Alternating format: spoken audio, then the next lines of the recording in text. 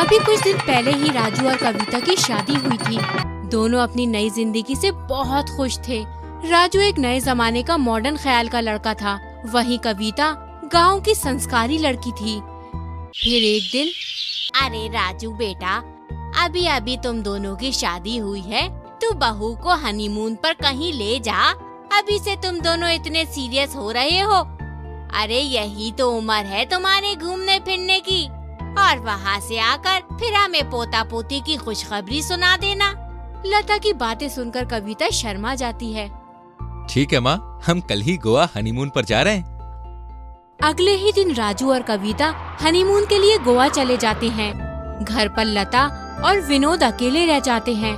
दोनों साथ में अपना पुराना वक्त याद करते हैं और साथ में रोमांटिक बातें भी करते हैं। फिर कुछ दिन बाद कविता और राजू हनीमून से घर वापस आ जाते हैं। इधर कुछ दिन बाद लता की तबीयत खराब होने लगती है। लता और विनोद डॉक्टर के पास जाते हैं, जहां उन्हें पता चलता है कि लता प्रेग्नेंट है। ये बात सुनकर लता घबरा जाती है। फिर वो अपने बेटे राजू को बताती है। तो क्या हुआ माँ, अब तो ये सब आम बातें हैं। पर बेटा, बहू को हम ये सब कैसे बताएंगे? अरे आप उसकी फिक्र मत कीजिए, मैं बता दूंगा। राजू कविता से बोलता है। देखो कविता, माँ का पूरा ख्याल रखना, अब उनसे कोई काम मत करवाना। क्यों, क्या हो गया? तुम्हारी माँ तो बिल्कुल तंदुरुस्त है, पूरी शादी में घोड़ी की तरह नाची थी। अब उनसे कोई काम क्यों नहीं करवाना? अरे देखो, मैं कभी भी भाई बन सकता हूँ। घर में एक मेहमान आने वाला है। कौन से भाई? कौन सा मेहमान?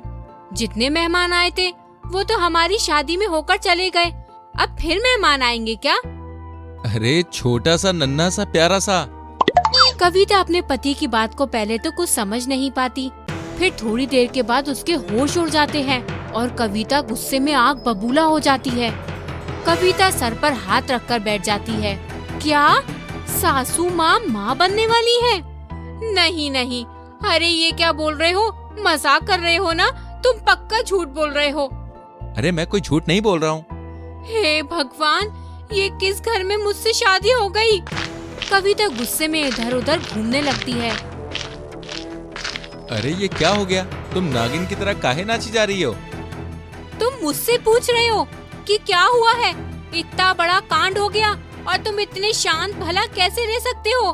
मेरे मायके वाले सुनेंगे कि सासू माँ अपने बच्चे को जन्म देने वाली है, तो मेरी क्या इज्जत रह जाएगी?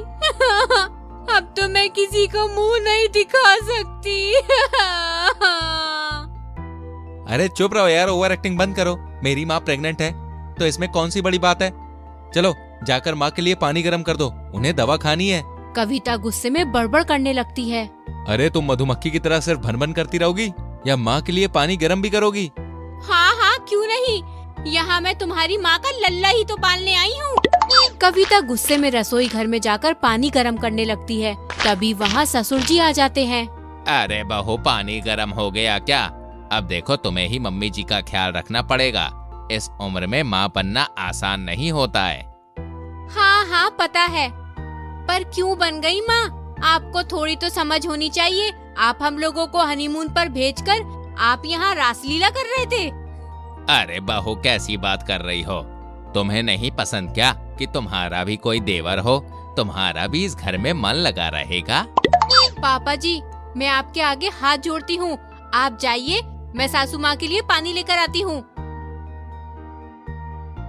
थोड़ी देर बाद कविता पानी गर्म करके अपनी सास के पास जाती है। लो ये पानी ले लो। बताइए, जिस उम्र में अपने पोते पोती को खिलाने का सपना देखना चाहिए, वहाँ अपने ही बच्चे का सपना देख रही हैं। हाय रे मेरी फूटी किस्मत। लता की गर्भवती होने की बात आग की तरह फैल जाती है और सभी उसका मजाक बनाने लगते हैं। अरे चुन्नी की माँ, तुम्हें पता है कुछ? कविता की सास इस उम्र में गर्भवती हो गई है। हाँ सुना तो मैंने भी है। बताओ क्या जमाना आ गया है, कविता की सास को इस उम्र में जवानी सूझ रही है। अरे इस उम्र में लोग दादा दादी बनते हैं। कविता की सास का पेट देखकर हमें शर्म आती है, उसे कोई शर्म नहीं आती क्या? एक दिन कविता बाजार से वापस आ रही होती है, तभी उससे एक औरत पूछती है। अरे कविता, तुम्हारी सास पेट से है क्या? कलयुग आ गया है। जिस उम्र में तुम्हें माँ बनना चाहिए उस उम्र में तुम्हारी सास माँ बन गई है। भगवान न करे अगर बेटी हो गई तो सारा शादी का खर्च तुम्हारे पति पर आ जाएगा। वो औरत कविता के कान भर देती है। कविता गुस्से में घर आती है और वो अपने पति से बातचीत करना बंद कर देती है। अपने घर वालों से परेशान होकर ससुराल छोड़कर जाने लगती है। ओ जी, मैं मैके जा रही हूँ, अब इस घर में नहीं रह सकती। तुम्हारी इज्जत नहीं है पर मेरी इज्जत मुझे बहुत प्यारी है। मैं इस तरह लोगों के ताने नहीं सुन सकती हूँ। राजू कविता को बहुत समझाता है पर कविता राजू की एक नहीं सुनती। तब राजू बोलता है, ठीक है, अगर तुम्हें मायके जाना है तो तुम जा सकती हो, मैं तुम्हें नहीं रोकूंगा। पर तुम मेरे साथ सिर्फ एक जगह चलो, वो भी बिना किसी सवाल के। चुपचाप चलो प्लीज। राजू कविता को एक हॉस्पिटल में ले जाता है जहां उसे एक 50 साल की प्रेग्नेंट औरत से मिलवाता है। वो औरत बोलती है, बेटा, मैं काफी दिनों बाद अब IVF से प्रेग्नेंट हुई हूँ। मुझे कोई शर्म नहीं है, मेरा जिस्म है, मैं जब चाहूँ तब प्रेग्नेंट हो जाऊँ। लोगों को इसमें कोई दखलंदाजी नहीं करनी चाहिए, पर ये समाज वाले हैं कि हर बात पर उन्हें तकलीफ होती है। पहले लोग जब लव मैरिज करते थे तो प्रॉब्लम थी, अब देखो लव मैरिज कितनी आम बात हो गई है। कविता को समझ में आ जाता है कि गर्भवती होना तो औरत के लिए गर्व की बात होती है। उसे अपनी गलती का एहसास होता है। फिर वो घर जाकर अपनी सास की खूब मन लगाकर खिदमत करती है और जब कोई कुछ बोलता है तो कविता उसे मुंह तोड़ जवाब देती है। ऐसे ही दिन बीत जाते हैं। कविता की माँ को पता चलता है कि कविता की सास प्रेग्नेंट है तो गुस्से में कविता की माँ कविता के घर आती है। कहाँ है तेरी सास? जरा मुझे उनसे बात करनी है। माँ, मेरी बात तो सुनो। चुप, बिल्कुल कुछ मत बोलना। आज हमारी नाक कटाने के लिए हमसे रिश्ता जोड़ा था क्या? तभी वहाँ कविता की सास आती है और बोलती है, कैसी है समधन जी, कैसे आना हुआ आपका? मैं तो ठीक हूँ, आपने तो हमें कहीं मुंह दिखाने के काबिल नहीं छोड़ा। जिस उम्र में पोते पोती को खिलाने का शौक होना चाहिए उस उम्र में खुद का बच्चा खिलाने का शौक कहाँ से आ गया?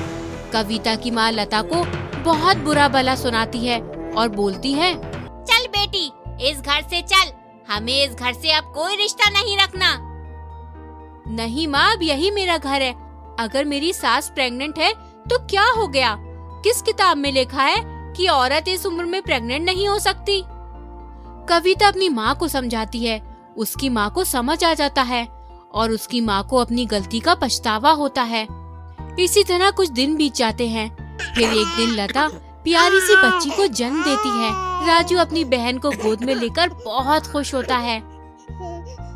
ओ जी, जरा मुझे भी तो अपनी नन्ही सी नंद को हाथ में दीजिए ना, मैं भी तो खिलाऊंगी इसे। इसी तरह वो सभी हंसी खुशी रहने लगते हैं। अच्छी लगी कहानी तो हमारी वीडियो को लाइक करें और शेयर करें और आने वाली वीडियो को देखने के लिए हमारे चैनल को सब्सक्राइब करें।